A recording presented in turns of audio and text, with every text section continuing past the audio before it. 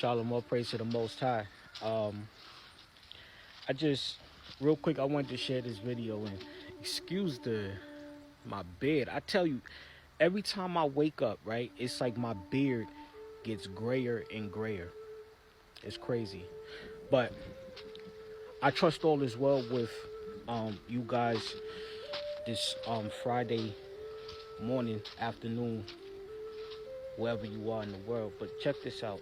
Um, so TikTok has this feature where it's the on this day feature where they show you like your videos from last year or whatever.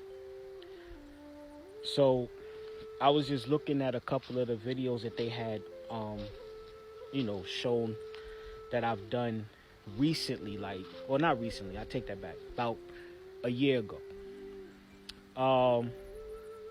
And it's interesting because when I first came on TikTok, the level in which I'm building with you guys and the content and the information and stuff that I'll be putting up here, I was not doing that when I first encountered this app. Partly because, I was kind of going through a certain season of rebuilding my faith and rebuilding what I have known to be true. And so I wasn't trying to really, do much speaking because I was still, and I'm still, in the place of learning at least the fundamental of certain things.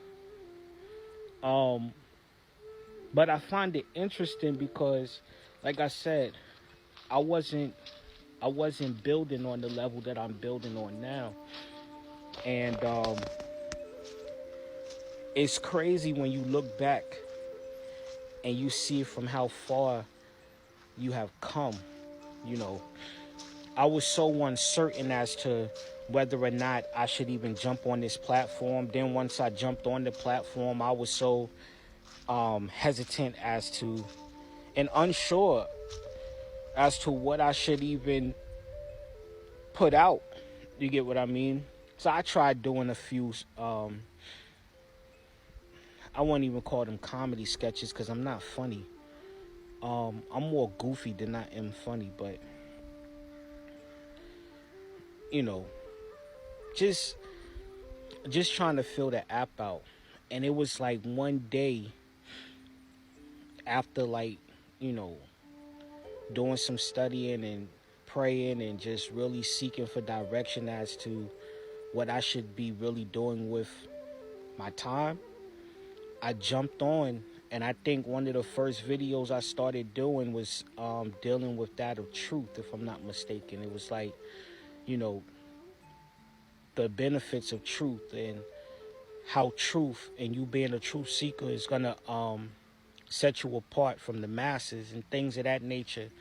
And I started dealing with that of relationships. You get what I'm saying? Which, that's a segue. I don't know if I posted it, but I think I did share it on my Facebook or something like that.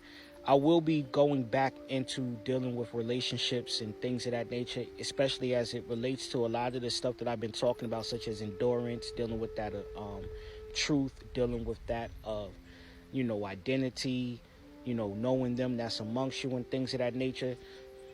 Everything ties into a lot of what we experience in life. And so I'll be going back into, the relationship content pretty soon. But, that's what a lot of my stuff was starting out. But even before then, it was, just goofy stuff. You get what I'm saying? Just trying to, I wouldn't say fit in with the trends because that's not the type of person that I am. But more so just trying to feel my way out and get comfortable. Because what a lot of people don't understand is that I have such of an insecurity with jumping on the camera. I'm very comfortable behind the camera as a photographer, as a videographer. I'm very comfortable in my element, but when it comes to me being on camera, those closest to me or those who know me personally, they know I'm not very big on being in the spotlight. Never have been. I don't think I will ever want to be in the spotlight. You get what I'm saying? And so when I jumped on TikTok, you know, I did that one Kevin Hart voiceover when he was like, I'm on TikTok now. You know, I did stupid things just so that I can build my confidence on camera, and even just to see what the feedback would be. You know, I posted some of my photos that I've done. You get what I'm saying? As at the times in which I was doing the photo shoots with certain people, the same day or the day after I was posting those photos, I did cooking videos. You get what I'm saying? So like when I first started doing my TikTok, it was very diversified in the fact that it was all over the place. And now it's like it's streamlining on purpose, you know. And the reason why I'm making this video is because it's one of those transparent moments. You know, a lot of times as you're developing in truth, as you're developing in revelation, you know, it takes time for you to grow. It takes seasons for you to become comfortable in the understandings and the revelations and the different enlightenments that come. You get what I'm saying? And when those things come, you have to be dressed with the endowment, and you have to be comfortable in the endowment that comes upon you, and not be afraid to speak no matter what backlash you get. Trust, I already prepared myself for the backlash because I learned earlier on, especially because I've done ministry, you know, in church, outside of church. I've done ministry on so many different levels to the point I already know what happens. You know, especially when you start opening up your mouth and you start speaking against the masses, you start speaking against the trend riders, you start speaking against, you know, the normalities. You understand what I'm saying? Like, and it starts to ruffle feathers. You know, it starts to really ruffle feathers, but, you know, you have to be willing to stand, and having done all to stand, stand therefore, having on the full armor of the Most High Yah. You get what I'm saying? And being ready to wage war no matter the cost. I'm going to end up releasing something, but if you guys go on my YouTube, and it's been a minute since I've, you know, flowed in this level that you'll see on my YouTube. Not the music, but just recently I posted a prophetic release that I received in my prayer time. For y'all who want to check it out, go on my YouTube and you'll be able to receive that.